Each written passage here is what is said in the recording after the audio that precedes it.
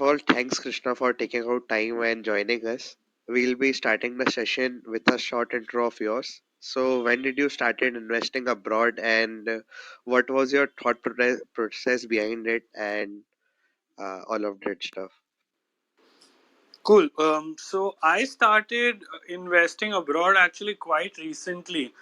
It was in the later half of 2020 because honestly the setup for investing abroad wasn't super easy a couple of years ago. So I got into domestic investing in December of 2016, and at that time investing abroad was quite hard. You didn't have any of the options that we have right now, and even if you needed to set up an account, the only way to do it was through interactive brokers, and they didn't have the kind of plans that are available right now. So I jumped into international investing, yeah, like I said, second half of 2020. um, and my main thought process behind getting involved with international investing was primarily an interest in the US market, and I'll explain to you why.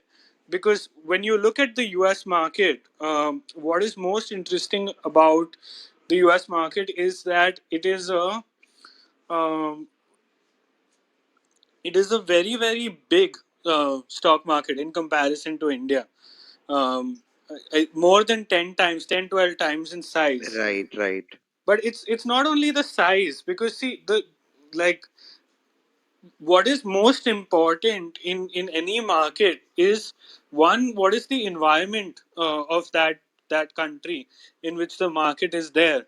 So the US market is actually extremely friendly towards listed companies. They can raise capital in the form of either debt or equity with a lot of ease, and the business environment is there in such a way that you have a massive consumption economy available to you for any product or service that you decide to launch. So like, even if you look at my Indian portfolio, about say 18 to 20% would be large cap, and the rest is about small and mid caps. And even if you look at what the large caps in my portfolio are, they're basically mid caps that have become large caps while being in my portfolio. So I'm primarily a small and mid cap kind of guy. I look for growth and I look for longevity. So what I understood about the US market and what truly drew me in was the fact that you can get exposure to companies which may have huge sort of runways, right? And you can get into them, and that runway in terms of growth, because in India there's no shortage of companies with massive total addressable markets. But the problem is that the speed of meeting that market is still like quite slow. Even if you look at the reason why a lot of times you'll hear people saying that Asian paints, Relaxo have are still like 10 20 years opportunity ahead. That's absolutely true, because the speed at which those products and services reach the economy is also really really important. And in the US market, that speed can be very high. You can scale very fast vis-a-vis anything in India that's available, because a large part of the population is still growing in terms of its per capita income. Obviously, we are in a sweet spot in India where a lot of things are going to become more accessible to the Indian public. But US gives me a very different kind of exposure, because if I want to get into a software product, or if I want to get into a medical device company or a fintech, these companies can scale humongously and scale fast over the next decade. So that was my thought process behind getting into the US markets. And obviously, like, as time goes on, I will also look into other markets. But primarily, right now, my interest in investing abroad is in investing in the US markets. okay, right. Your point was absolutely correct that we can play any theme on the US market as compared to Indian markets. So that is a quite good point. So, on which platform did you started your initial investments, and how was your experience with it? So honestly, there isn't a perfect platform available yet. Whichever platform you go with, there will be certain kinds of trade-offs. Now, because I can make my investments in lump sums, and the fees are not still cheap, but I can still get around to my impact cost on my investments being around 0.5 to um, 0.4 to 0.5%, and that's essentially the 1500 or 1800 rupees it costs to invest, to remit your money abroad. So essentially, you've got two types of players in India. You've got players who have a tie-up with the State Bank of Mauritius in order to reduce your fees when it comes to investing internationally. Now that could be stuff like in money and vested direct, or you could have like players like Grow and ICICI Direct, which allow you to invest internationally through the US remittance route. Now that remittance has a fee attached to it. Like I said, for me, the impact cost tends to work out somewhere around 0.5%, which is what equity brokerage once upon a time used to be, when I first started investing. So it's okay. It's something that I'm fine with stomaching, because investing on ICICI Direct gives me the option to get access to a wide variety of instruments, like anything that I want to invest in. As of now, I haven't had any difficulty finding that particular entity, like the company or the ETF online, which has been the case with other people in other platforms. So that was my thought process using ICICI Direct.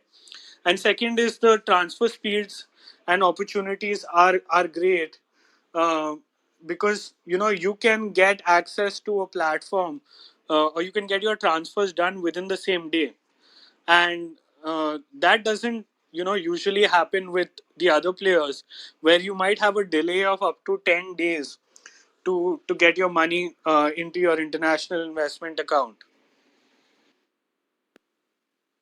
Okay, so someone as a beginner, how can he like what are the key points that he can see so that he can get himself or herself a proper a perfect broker according to our needs?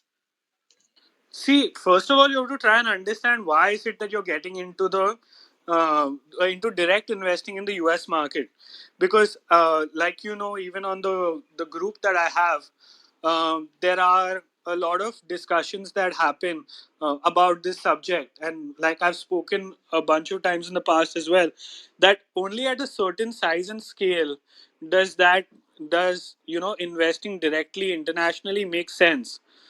If you are a smaller investor, or you just want some exposure to the US markets, you can get that by investing in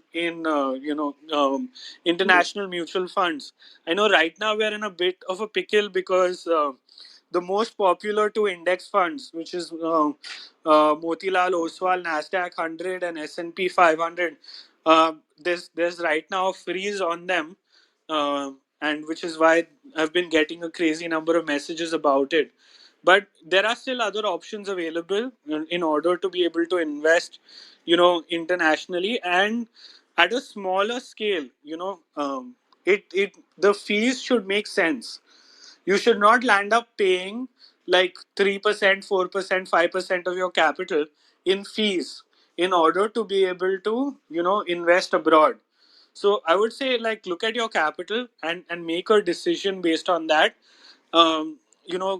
Mutual fund exposure to international markets is also a great thing. I personally have some exposure to the US markets via the Motilal Oswal Nasdaq fund of fund, and I think that's also a very reasonable way of going about it. If you want to get, if you have the capital, then like I said, there are four sort of main players in the market. You've got Grow, you've got In Money, you've got Vested, and you've got ICICI Direct. um, if you go for ICICI Direct, you're basically going for scale, for execution. Execution is extremely important to you. Your money should reach really quickly. The stocks you want should be available. The ETFs you want should be available. With Grow, you're going for ease. The interface is great. You've got a mobile app. Let me mention very important point that as of now you cannot use the ICICI Direct investing platform on the mobile app. You can only use it on the web browser. So that's also a consideration, worth seeing. Grow makes the process a lot easier, still has the remittance fees, and then there's Vested and In Money, which are trying to like take away that whole uh, remittance fees sort of process in order to make it more seamless. I don't have any personal experience with any of the other three platforms, but I mean, what you can do is you can give whoever is not a member of the group, Indians Investing Globally, the Telegram group. I think Charting can send out the link to it. There are a lot of people in the community, and there are people who are on each one of these apps, so you can get real world like experience of how their process has been like with those apps, and then you can make a decision about what it is that what platform makes sense for you. Okay, so I have pinned the link above, and the link has the links to our social media panels for Krishna and me both. So you can check out the above link so that you can connect with us over other social media platforms also. So my next question is that what are the primary charges that we have to pay while we are investing abroad? Again, great question. So you pay two kinds of charges. One is your remittance fees, which is what I spoke about, which is the larger sort of fee that you pay. And you also pay brokerage when you invest. So three out of these four platforms, all excluding ICICI Direct, are essentially no brokerage platforms. So you don't pay any brokerage to invest. You only pay other fees, which are mainly around remittance. There have been some conversations around some sorts of other bank fees, but that's very contextual, and it very much depends on what bank and what setup you're using. Because please understand that this is very early still in this US direct investing or international direct investing is still very very early, and a lot of these things will get sorted out in the weeks and months, and hopefully not like years, but they will get sorted out as time passes. So you've got remittance fees, which is what you pay when you transfer your money. You've got withdrawal fees, and you've got brokerage. Brokerage is actually the smallest component in this whole thing.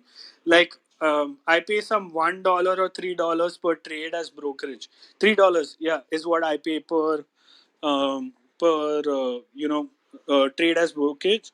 And with ICICI Direct, you also pay a plan. Which is like an annual maintenance fee. I don't know if it's there with the other players. I don't think it is, because they've tried to minimize the fee component as much as possible. That's around 1,000 rupees with for the year with ICICI Direct. So like I said, if you are interested in using ICICI Direct, that's probably because of the fact that you want very high quality execution, because the fees are the highest on ICICI Direct. Um, and the other platforms, they offer you different things around like either ease of use or like lower costs. So I hope that gives you a sense of the four different kinds of charges: annual maintenance charge, withdrawal fees, remittance fees, and brokerage. Okay. And just to get a basic idea of the number, what is the preferable amount as a capital you suggest people to begin with? See again, So that, yeah, see again. This makes this makes sense. Like different amounts make sense for different people, and like if you have a financial advisor or you work with a financial consultant, they can help you figure it out much better. I can tell you what was my thought process while going into it. It was quite simple. It was that if I look at it as an initial investment, and also that my motive going into it was I also wanted to learn a lot. So like I said, if my total cost, which is like say 1,000 rupees for brokerage, I mean for my AMC, plus 1,500 rupees um, uh, uh, for the remittance charge. Let's at this point not consider the withdrawal fees, and let's also throw in the $3 brokerage, which is 150 rupees. So you come up to about 2,650 rupees net. So if you want this to be about 0.5%, right, which is what you would pay as an expense ratio for some direct mutual fund, roughly, not this is not exact, but roughly you want about say 5 lakhs to be your invested capital. I'm not sure. I'm trying to do the math in my head. I'm not sure if it's perfect, but yeah, say like 5 lakhs would be the capital in order to make it make sense, and then you can build or reduce from there. Right. So, do you feel any major differences between Indian and US markets? If yes, what are the differences?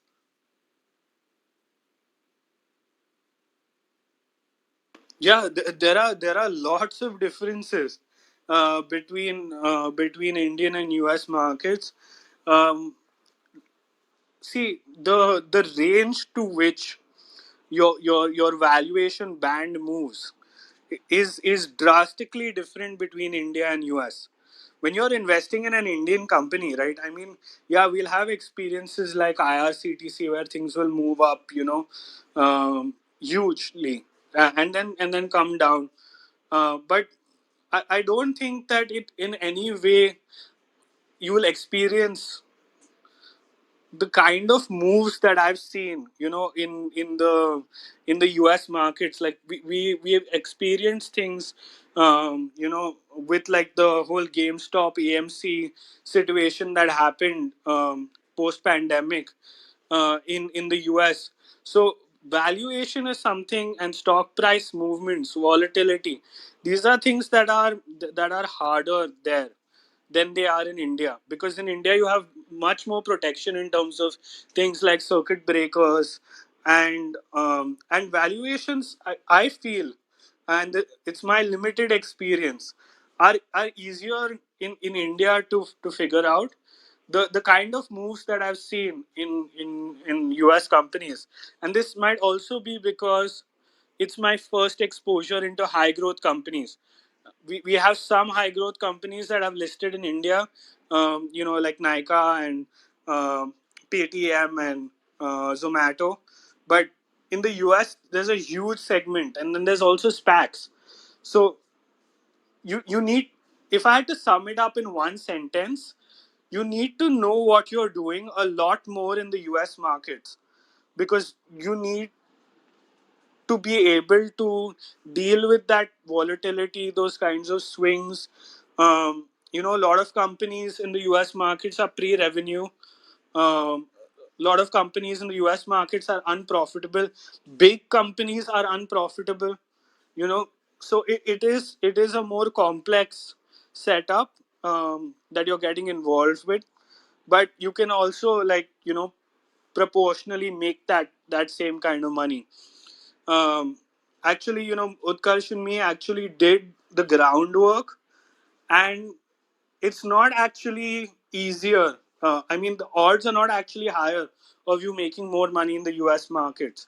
It's just that you can make that money in different ways, by exposure to different sectors and different application of logic, than you can in the Indian markets. But yeah, I would say it's a tougher market for us, because we have to take into consideration a lot of things when we go ahead and invest. And you know, these fees are one part of it, the currency fluctuations are one part of it, valuations and volatility can be quite crazy, profitability is one part of it, right? You also have to then have exposure to like, even in India, like the Fed plays some role, but then you would have to be a lot more attuned to another whole market, and I feel like it adds a considerable amount of complexity. So when thinking about if it makes sense or not for you to invest directly in the US markets, it's worth considering, are you going to be able to generate the kind of returns uh, that that you would need to generate for all of this to make sense? And second, are you willing to put in the kind of time that's required in order for you to generate those returns, because there's a learning curve associated with it. Right. So, what were the initial problems that you faced in your journey, and how did you overcome them? I'm still facing problems in my journey, but like for me, what has been hard again has been understanding how valuations and how perception moves, in the US markets. What are the different segments? How is the US consumer different from the Indian consumer? And this is something that we take for granted, here. Um, because when we are investing in the Indian markets, we really understand the Indian consumer. Let me give you an example of something that I learned quite recently, which was, um, we are having like these BNPL apps, right? That are coming around Okay. in India, where you buy now and pay later, right? And I was just looking at data recently that came out, where every person, like 50% of all the people in that had taken BNPL loans had actually missed one payment. That's a huge number. 50% of people having missed one payment is very different from what I'd imagine the stats in India are. Also because it's harder to get access to that kind of personal credit. Now obviously that's changing, but like, credit card penetration in India is a lot lower than it is in the US. So the US consumer is different, the US person is different, and the ways in which the US consumer consumes things is something that you have to understand when you're getting involved in US investing. And I think that is one of the most underrated aspects, because you can understand what you as an Indian consumer would do, and that gives you some amount of anecdotal evidence. Like a lot of famous investors will come and say things like, invest in what you use, and what you know, right? uh, Right. Live in India, invest in Bharat. yeah, exactly. And to some extent, Bharat also. Even if you live in India, Bharat, right? I'm sure uh, you have some exposure to Bharat, even though you've lived in India. Right. But in that same way, it's not necessary that you have that same exposure to US, right? Even if you've like visited, because living in a country is very different from visiting a country, right? And having that understanding. So if you take into consideration that I want to understand this consumer, and that is a time consuming process, and that's where I've been learning the most. And I would still say I'm a long way from being as proficient as I am in the Indian markets, in the US markets. But just because of the fact um, that the US markets don't have the greatest correlation with the Indian markets, like right now is a very good time. US markets are doing quite badly versus Indian markets having done quite well. So you're able to get that exposure, where you can then invest Um, and like I've pointed out in the group and in conversations with a bunch of people, even over here, that over the next year, I see a lot of value in investing in US companies. While I may not have that many opportunities um, in the Indian markets. So for me, it's worth it because this is a lifelong pursuit, and I do intend to get better at it. And over a period of time, it's going to make a lot of sense, hopefully. But yeah, I mean, I'm willing to put in the time, effort, and energy, and put my money at risk in order to build that expertise with the US markets going forward. Okay, so as you mentioned it, what has helped you to grab a slight image of a US citizen, like what he wants and what he needs? Great question. So for me, one of the things that I've always had exposure to is, like, we all consume a lot of film and media, right? Whether it is in the form of like television shows, movies, reality shows. So you get some exposure from there, as to what's happening. Then, like, whenever I do travel, I've been to the US twice. So I spend a lot of time, like, as a person also. I'm observant by nature, so I spend a lot of time, just looking, sitting at coffee shops, looking around as to what's happening, trying to pick up trends, trying to see, what's going on. That's one. Then you also get a lot of insight from looking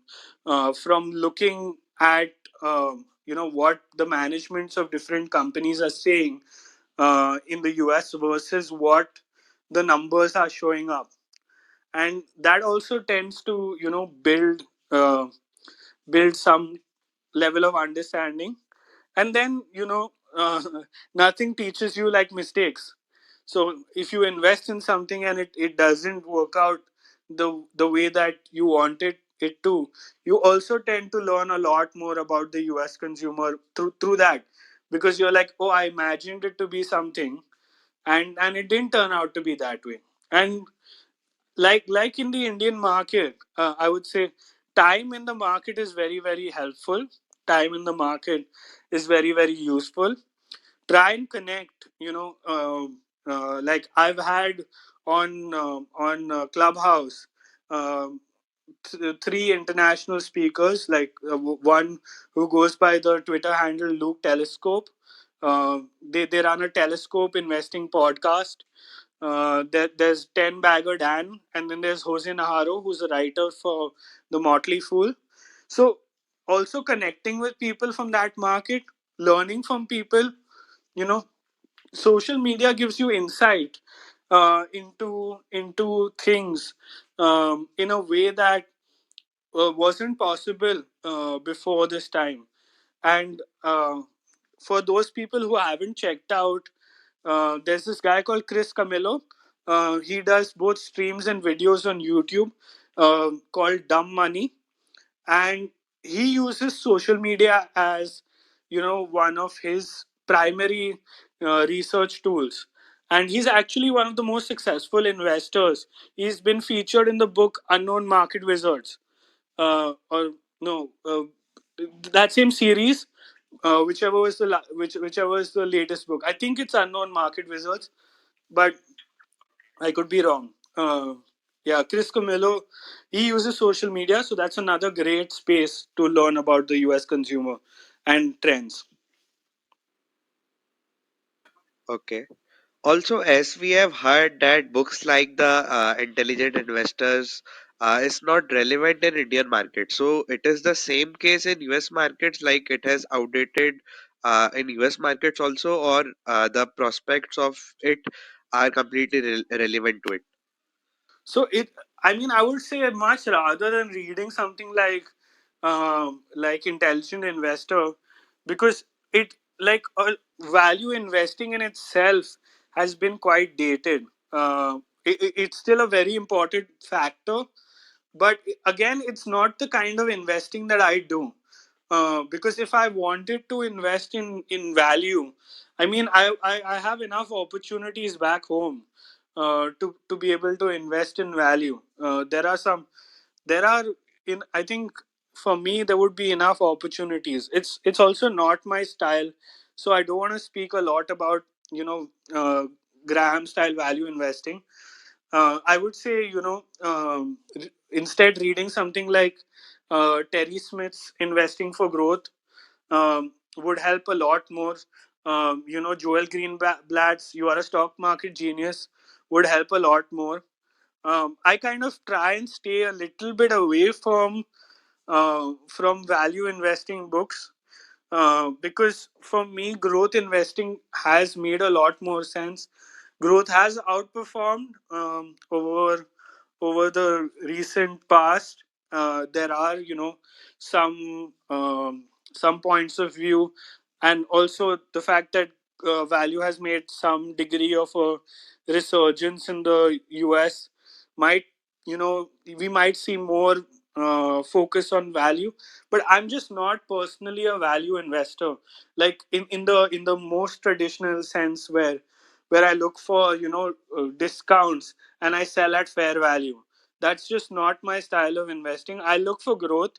I'm primarily a growth investor, and I look for especially one of my biggest draws in the US has been like high growth companies. So I'm looking to understand that market, build an expertise in that market, and over a period of time, really sort of drive that market forward, as opposed to like putting my hand in everything right now. I mean, I might in the future, but right now I have limited bandwidth and a limited portfolio, limited capital. I want to focus on growth. That's what makes sense to me. Okay. So, now talking about your investment style. So, what were the changes that you uh, brought into your existing investment strategy in India while moving into the US markets? So again, great question, right? Around investment strategy. So I would say, if I was being 100% honest, my investment strategy in the US is still evolving. It's not as sharp as my investment strategy in India is, because uh, in my investment strategy in India, I have a very clear sort of return benchmark, and that in itself makes things super easy, because like I target companies with the potential of growth over 30% over a minimum of like 3 years. Um, and that creates a lot of clarity as to how things are going to move forward. Now, like I said, one of the things in the US that I look for is hypergrowth. Now, in hypergrowth, what happens is you don't necessarily have that same level of growth in the bottom line. You may have like higher than 30% growth in the top line, but that may not immediately be available in the bottom line. So what that does is that you need your thesis to play out with a higher degree of uncertainty, because you're planning, okay, 3 years down the line or 4 years down the line, this company is going to make enough on its bottom line for the whole investment bet to have made sense, which is not how my Indian investing works. My Indian investing is super easy, because like on a yearly basis, or on a quarter, I don't I'm not so like picky about what the quarterly results are, but on a yearly basis I will be around my ballpark figure in EPS growth, right? And I'm not dependent on the next year's numbers or the year's numbers after that, or some execution, because as the execution is happening right now, I can track. And if any time, like, okay, for 3 quarters, 4 quarters, the numbers are not coming in, then I can be like, okay, something's wrong. I can change my approach, or I can make things different. Whereas over there, the top line growth could come, but they may not be able to convert that into bottom line growth, or the top line growth could all of a sudden slow down, right? And the move in valuation or the move in the price that can happen when when that changes is pretty like scary. So it's different because um, I have to track things more closely, and everything might not be visible to me in the numbers. I think that is the most important differentiator.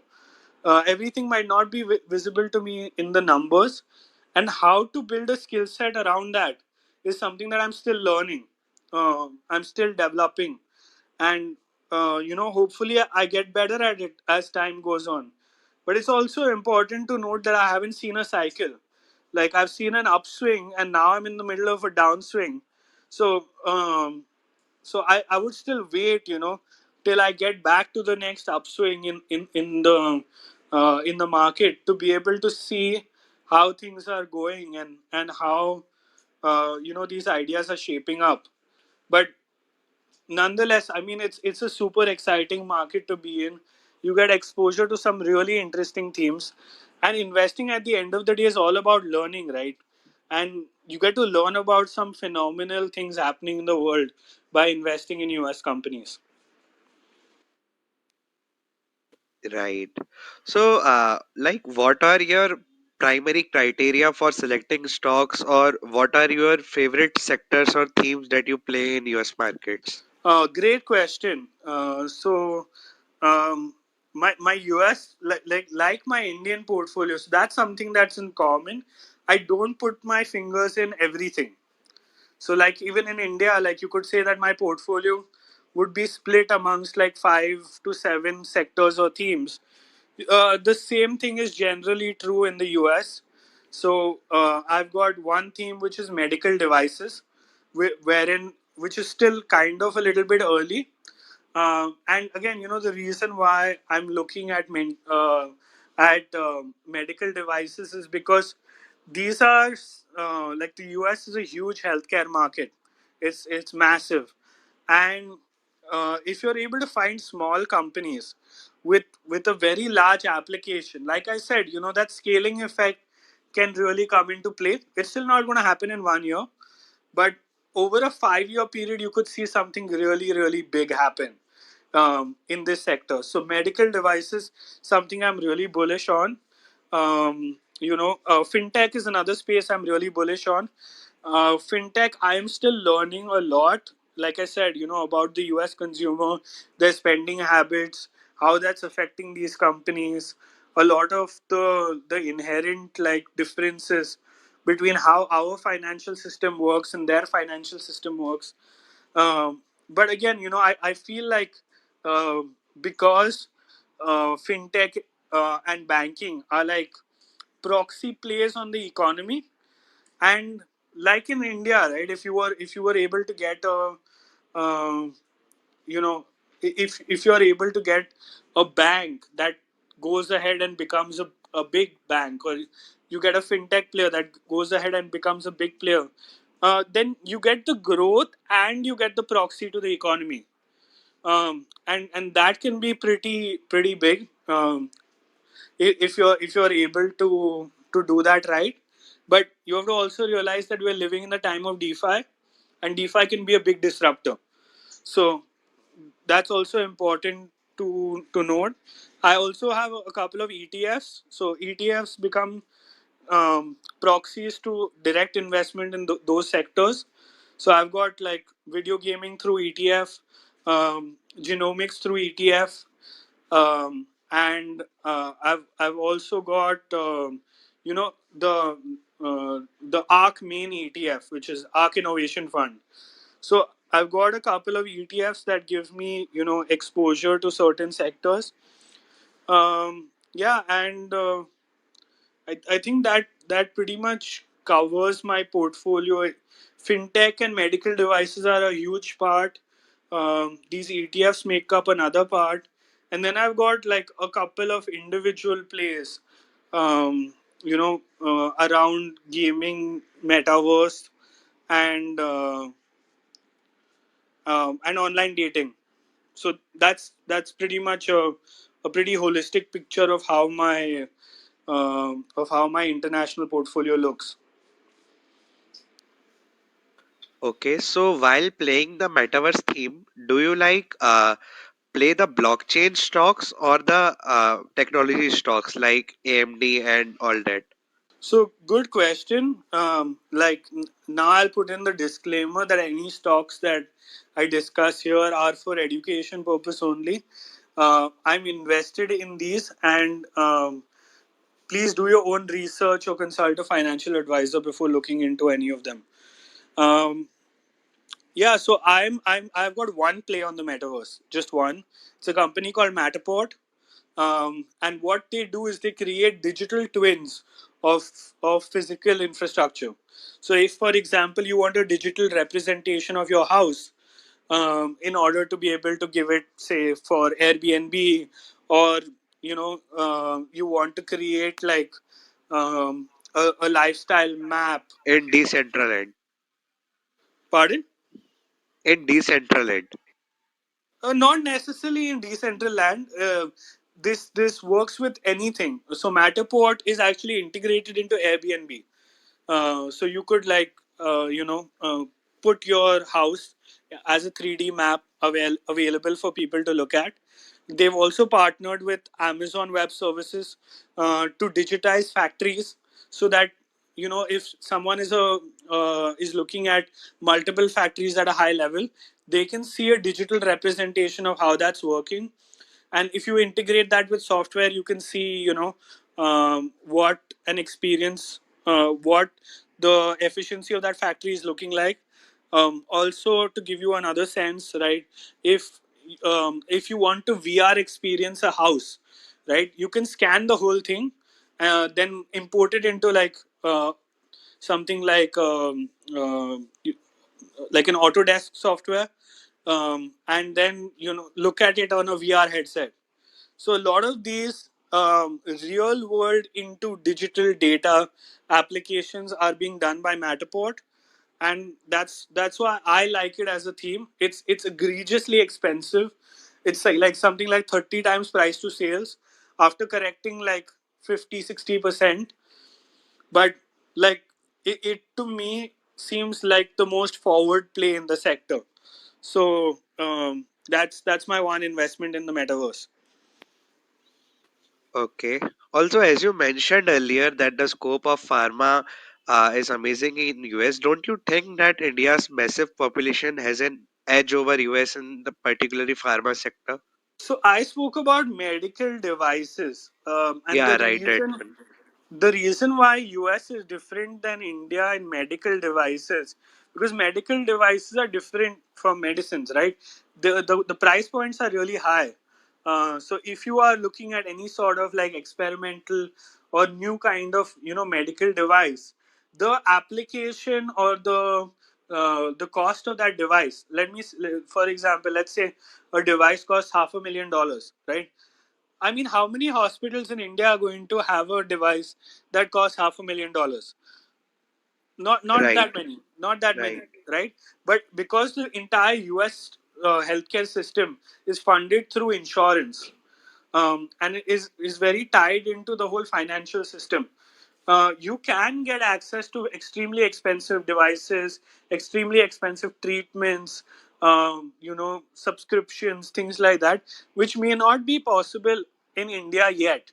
India, yes, is a huge segment, but we still need more hospitals, more basic things, diagnostics, better testing, and the kind of medical devices that I'm bullish on in India are very different from the kind of medical devices I'm bullish on in the US. So the US will be primarily complex, sort of, um, solving problems that haven't been solved yet, versus Indian devices, or devices in India which are addressing problems that have already been solved in other places, but it's just an access thing in India. The access is not available yet. Okay, right.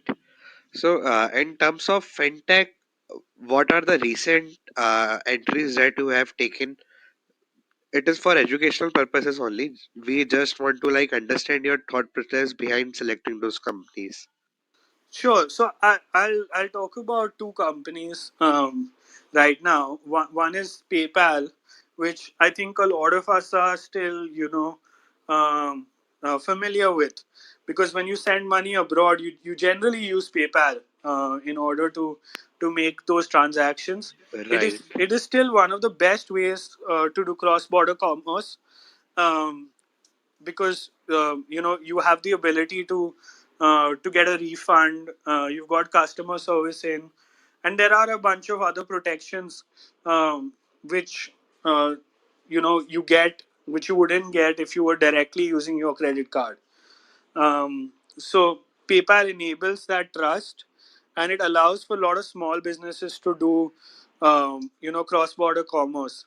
And so far, I haven't come across a viable alternative to PayPal in doing what it's doing. Of course, crypto presents a massive threat there, but in the absence of crypto going mainstream as a cross-border, currency thing, you still would use PayPal as being, one of the better investments. And then they've also got their whole payments app called Venmo, which is also there. You get it with PayPal. So PayPal is also building out its own superstore. So there are a couple of things with PayPal. Their core business already works, and they're getting into adjacencies. And it's actually one of the companies that Terry Smith himself holds. I would say it's on the safer side. The other company that I'm really interested in is SoFi, which is a complete digital banking solution. The reason SoFi became popular was because it started to refinance student loans and bring the cost down for deserving borrowers. And they did the whole thing through a digital process. They're pretty transparent, and they have um, some core values that they adhere to. And also, they are giving a very modern sort of banking and payments infrastructure available to the millennial or younger customer. And they also bought something like this SoFi Stadium, where a lot of sporting events happen. So they're able to get a lot of eyeballs and recognition from there. And if you are looking at a new banking solution, because in US, some of the banking processes are quite old and quite archaic. So getting a fully digital solution, and SoFi has also applied for a banking license. And the CEO of SoFi, Anthony Noto. I mean, you should just look up the guy, listen to his interviews. Really cool guy. So it's a long term bet on what SoFi could do as a bank or as a lending platform. And it's a diversified financial app. You can buy stocks, you can buy crypto, you can get a loan, you can have your own debit card. So it's a full scale banking solution, completely digital. And out of the solutions that exist in the US, I kind of like it a bit more than everything else. Okay. Right. So, just one last question, then I will allow the listeners to come up and ask their questions also. So, how do you manage risk in terms of position sizing and number of positions? Uh, uh, Looking the volatility of US markets. So, good question. I don't manage risk through position sizing within my US portfolio. I manage risk by, having my US portfolio be at all times, less than 20% of my Indian portfolio. So right now also it's less, and I have some percentage, like I said, in the Nasdaq 100. So that is also a much safer sort of investment. And by having like 5% ish around in Nasdaq 100, and I'm going to increase that to 10%, and having 10% in direct equity in the US, that itself is the biggest risk management that I can possibly do. Because if I'm investing in India with the assumption of return of 30%, um, then even if my US portfolio goes to zero, I'm okay. So that's my biggest hedge against any volatility that happens in the US portfolio. Then second, how I'm managing risk is within US. Like I said, I'm split between mutual funds and direct investments. And within direct investments, I would say about 30% of my direct investments are in ETFs, and the rest of it is it comes out to net 7% of my total portfolio. So on that 7%, I'm not looking so much at position sizing. I'm more looking at when I have cash or when I'm deploying cash, where is the opportunity the greatest relative to its risk. And I think if my US portfolio becomes bigger, and things go, like my investment there becomes a lot more meaningful in terms of its value and my time in the market, then I'll look at more specific kind of position sizing. But obviously I've got some, like, small rules, which is like I don't take a position if it's like less than 2%, and I won't let a position become more than 25% of the portfolio. So these are generally how I look at it. Okay, thanks for the amazing answers. So now listeners can raise their hands if they have any questions, so that we can move forward with the session now.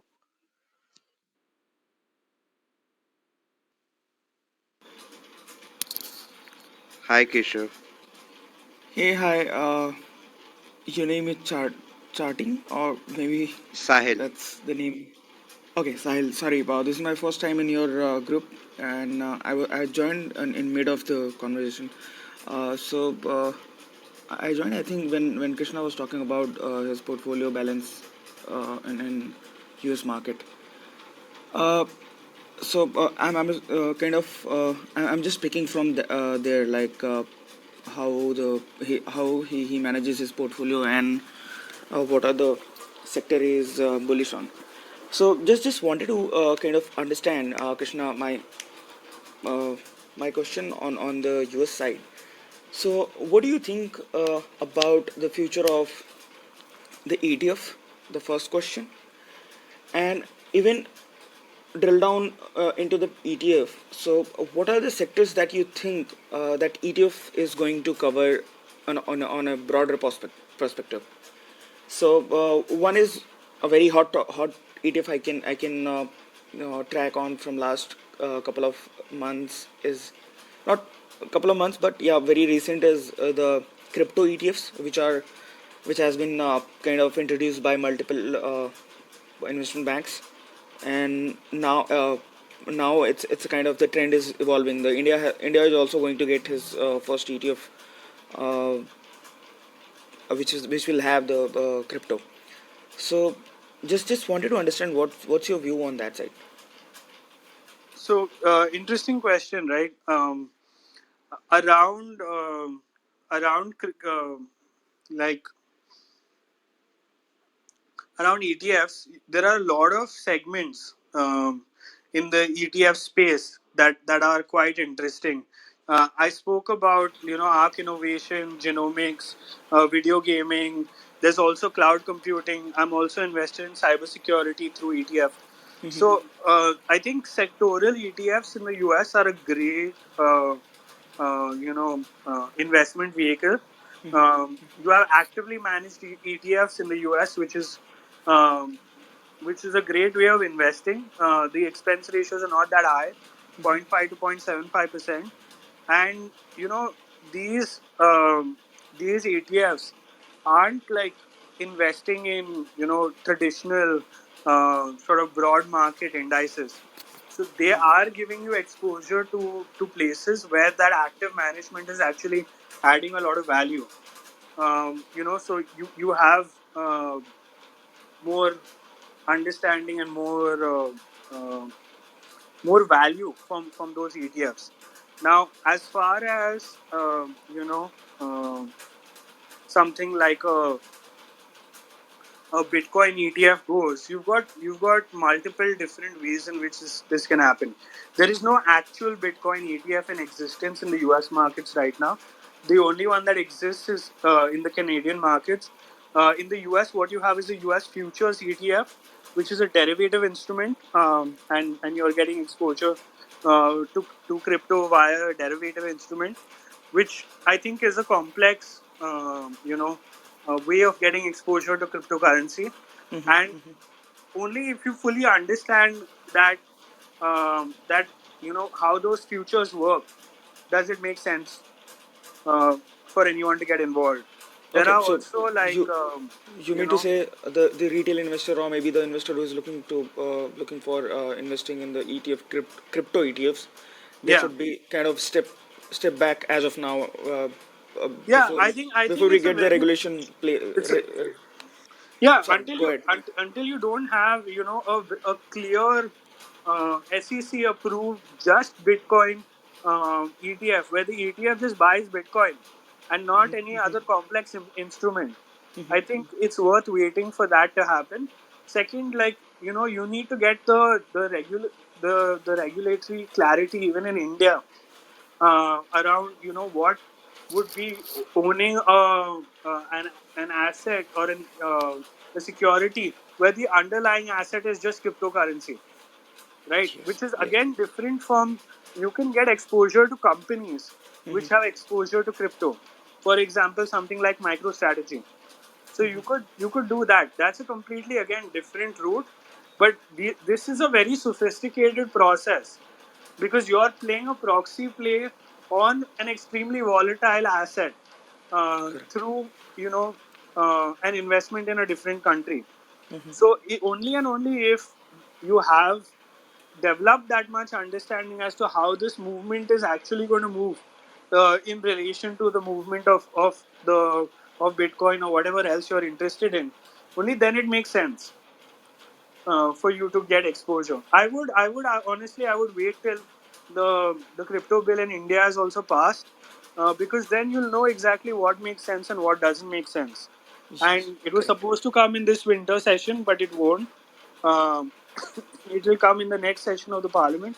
So I'd say wait, because nothing. If this trend is as big as people say it is, right?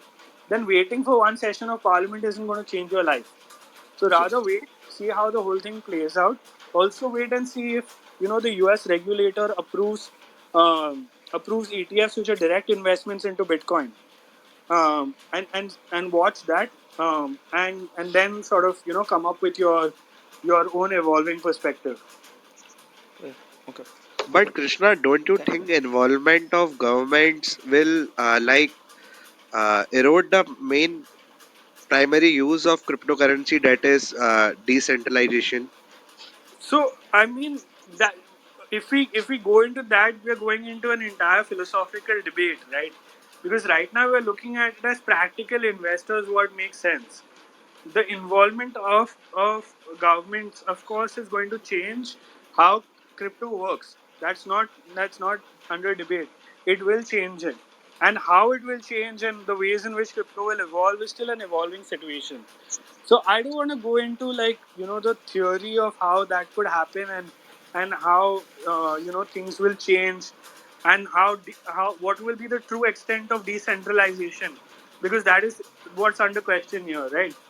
And how much decentralization actually exists. So a lot of these things are up for debate, because the situation itself is evolving. And what is the point of commenting on an evolving situation where everything is out of your hands and everything is going to change? So, I mean, I don't want to seem like smart and say, oh, this is going to happen and that is going to happen. There's like a 50-50 probability of whatever might eventually happen. So I look at what is the ground reality today. What are the events that are worth tracking, which I mentioned, the crypto ETF coming out in the US, which is a direct investment into crypto, and the regulatory guidelines in India.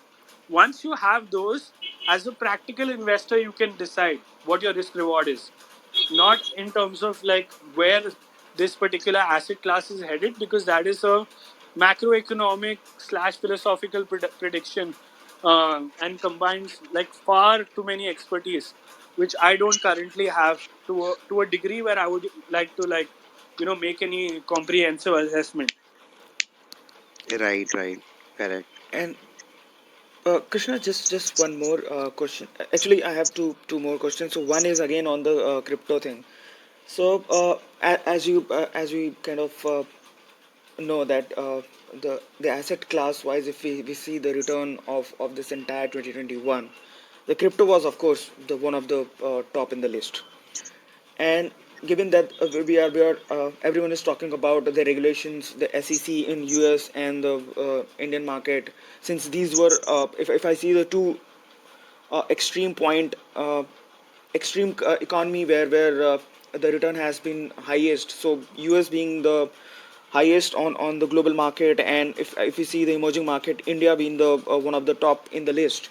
So do you think that after getting a proper regulation in the place, the the return that Bitcoin is generating as of now is going to kind of distribute it in some other asset class?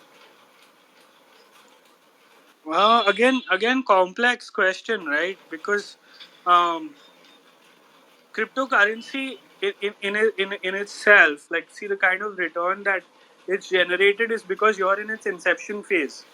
But the thing Correct. is that there is no floor as to what the value of any of these cryptocurrencies can be, right? Every cryptocurrency in essence can go to zero because of the lack of what you would call an exchangeable value, Hmm. not intrinsic value, but an exchangeable value. Because if I exchange a Bitcoin with you and you can't buy anything with Bitcoin, Hmm. Bitcoin has no value, right? Correct. It costs a certain amount to generate a Bitcoin. Therefore, you could say that it has that as intrinsic value, and it's got its network as intrinsic value, right? So Correct. there is a very real possibility that going forward, Bitcoin's price could come down. There's also a very real possibility that it might go up, but it's driven primarily by users and supply and demand. The fact that it's made its way onto certain corporate balance sheets has sort of cemented it in a certain way. And now it's unlikely to get dethroned from that position Correct. unless there is very severe regulatory action, which is almost like improbable given the situation in the US. So I don't know if the value of Bitcoin is going to transfer to some other asset class, Hmm. um, but yeah, what is going to So likely happen is there will be a lot more currencies that will develop, and correct. those might, in the future, down the line, have larger market caps than that of Bitcoin. Okay. Okay. Yeah. Yeah. Totally agree with you, Krishna. The second question I have got on the US rate change that is going to happen, like four rate change going to happen in the 2022. So what do you think? And there are a couple of regulatory changes in US for IT companies. So I'm connecting these both question because there is a huge impact on this rate change and the stock prices of the IT companies around the world, and the Chinese market, which has got a multiple regulatory at place, like they can't go do their public their company in US market. And so just kind of wanted to understand what will be the what do you think, like what will be the substitute market if China has come up with such a uh, stringent rule on the public this getting company into the in US stock market, and the US stock market is coming with the multiple rate change. So what do you Yeah. think, like what will be the future, and maybe in next 1 or 2 year in for the IT companies? So good point, right? I'll divide it into three different things. One is that um, you've got the rate hikes itself. Now, what does rate hike do, right? It's very important to understand that rate hikes reduce the amount, the price of capital, the price of money Correct. available, right? So that's not going to affect in the same way the largest tech companies in the world, because like if you look at Google's balance sheet or Apple's balance sheet or Facebook's balance sheet, these are cash machines. They don't Yes. actually need cash from the market. Correct. So what might happen is that because there's no new cash, coming into the market, their stock prices might correct Come a down. little bit. Correct. But So no, my question is more on to not the US IT company, more on to emerging market IT companies. If I would say more precisely, so the Chinese market has come up with a multiple regulation for the IT company. What about the Indian IT companies? Do you think any really great future for the Indian companies? Because you are definitely a very valid point. I can understand that Apple and all the big IT companies in the US, they don't have any impact on the no, no. balance sheet. Before we come to India, right? Yeah, yeah. There's also a lot of US companies which are in the unprofitable stage. So for those companies, the rate hike can become an adverse situation. And also, like I mentioned, I'm invested in fintechs, so an increasing rate environment could also mean lesser credit being taken or lower credit offtake. So these are also factors that will affect US companies. With China, like you mentioned, it's a regulatory thing. So China is going to have um, like a lot of correction and a lot of when I say correction, I'm not talking about stock price correction. I'm talking about correction and regulation in Okay. China. So that makes the market in itself inherently I would say uncertain. There is a large degree of uncertainty around the US, around the Chinese market.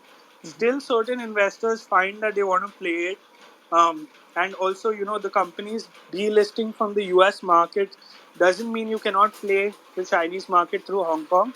I personally don't do it, but you can take a mutual fund or an Yeah, there is a ETF. way to enter into that market. Yeah, correct. Exactly. You can do it through Hong Kong. And since Hong Kong is under China's control, there's no reason for there to be a delisting from Hong Kong. As of now, nothing suggests that that will happen. Obviously, that's an evolving situation and that can change in the future.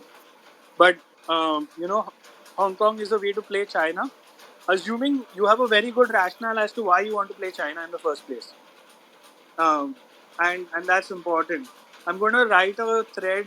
I'm going to be putting out a thread about there is a world observer in the name of Ruchir Sharma. He's actually Correct. written a lot of books.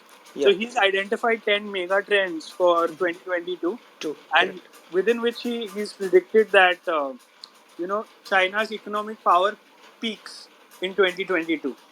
So that's a very interesting argument, and a lot of other people are exploring this as well.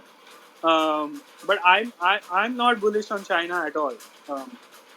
When it comes to Indian IT, again, the Indian IT getting contracts, I think has very little to do with the Fed rate environment in the US, because the companies that are hiring these Indian IT companies are unlikely to be taking loans to be able to hire them, right? This is part of operations. This is not part of like some sort of scaling or some, you know, something new that they want to bring in or capex of some kind. They are using Indian IT companies, service companies for operations. So these are not likely coming from debt. So again, it's unlikely that Indian IT will be affected going Okay. forward. Okay. So, and what about the money which was like, as you rightly mentioned that the Ruchir Sharma has mentioned in his top 10 trends that China is really going to be volatile. I mean, with all the growth coming on peaking out. So, will that money or maybe that investors I will turn towards Indian IT company? Good question. It's not necessarily going to come towards Indian IT companies, but some part of that will come to India. Where that will go, whether it's Indian IT, whether it's Indian ER&D, whether it's Indian tech, Fintech. or Yep. whether it's like lots of different opportunities in India. It's not. I mean, I would have to have a crystal ball to be able to tell you where exactly it's going to go. But you can always listen to and read the reports that the foreign portfolio investors put out, talking about what their India strategy is. So it's very easy to then sort of understand. But all of it is not going to come to India. It's going to be split amongst emerging markets. Some of it will go back home, into developed markets, but we will benefit.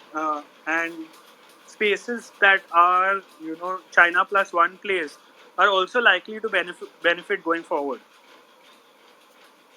Okay. Okay.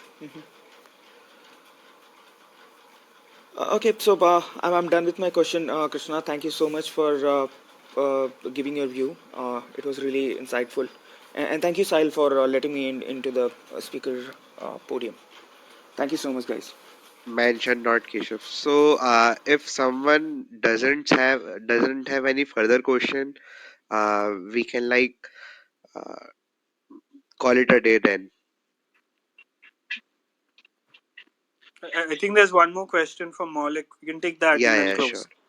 Hi, Malik. Yeah. Hi, guys. One partially my question's been answered about China. Just had one question. How do you look at investing outside of US, not in China specifically, but let's say in other European markets? How do you see a potential there?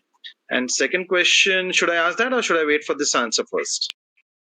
So I'll answer this, then you can ask the next question. I personally don't see a lot of reason to get into any other market outside of US, for the simple reason that the amount of effort involved in understanding another market needs to be worth the kind of investments I'm going to get. That doesn't mean that I won't do it in the future, but even if I had to, I wouldn't look first at other developed markets, with the exception of maybe Israel, or yeah, I think Israel, probably maybe Australia to a certain extent. But even those markets, if I had to do um, international investing right now, Taiwan is quite interesting. Taiwan has come out with a mutual fund, that option that's come out to play Taiwan. It's going to have its own geopolitical risk, always, because China considers Taiwan to be a part of China. But um, I think if I had to get into another market right now, the most interesting other market would be Taiwan.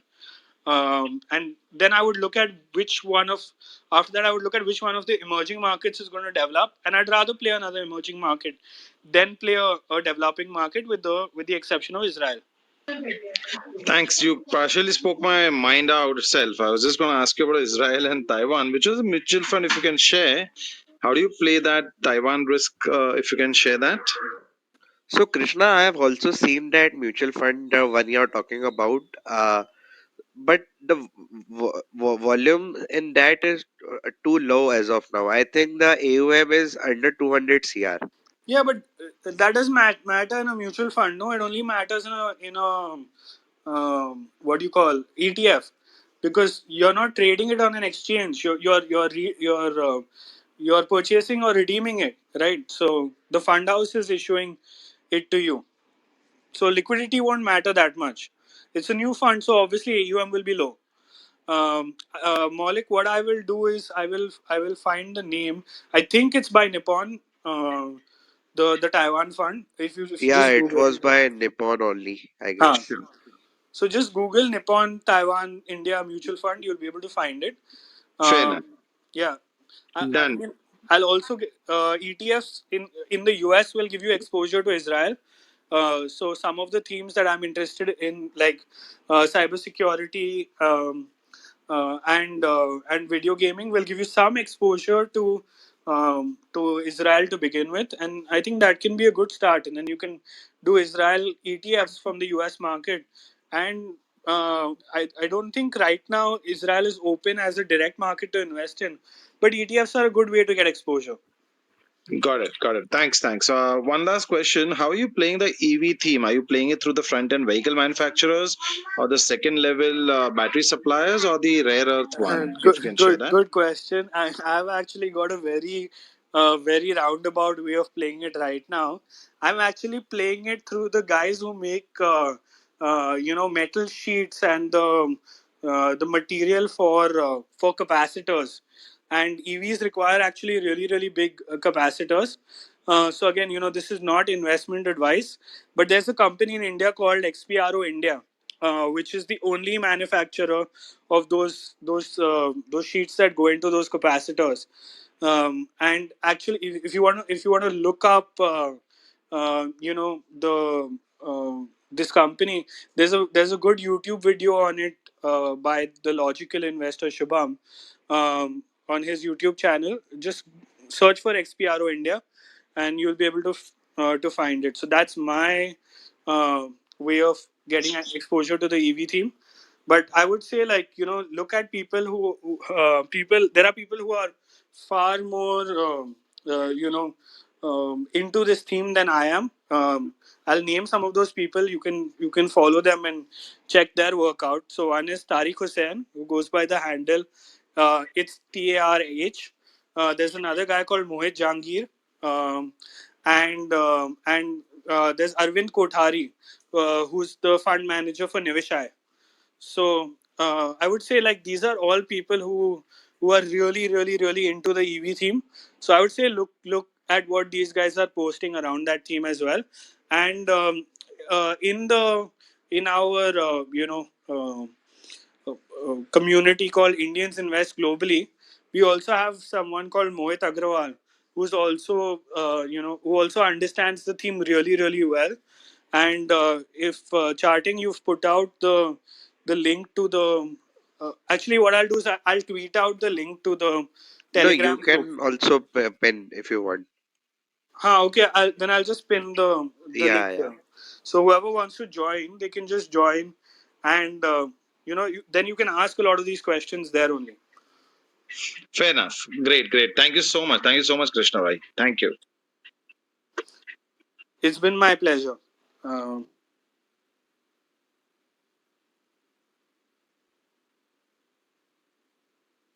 Anybody else has any questions to Krishna? so the link is pinned. Just join the group. We're about 980 members who are interested in international investing, and you can learn from each other, man. I think that's one of the best ways of learning. Right. Please join Krishna's. Cool. Thanks, guys. It was fun. Uh, we'll do this again. Yeah, it was a great pleasure having you here, Krishna sir. Hope to do more sessions with you in the future. For sure. For sure. It was a really great session, I must say. Thanks, guys. Take care. Also, I had turn on the replays also. So if somebody has missed out the initial part, so they can like visit the replay and listen to it also.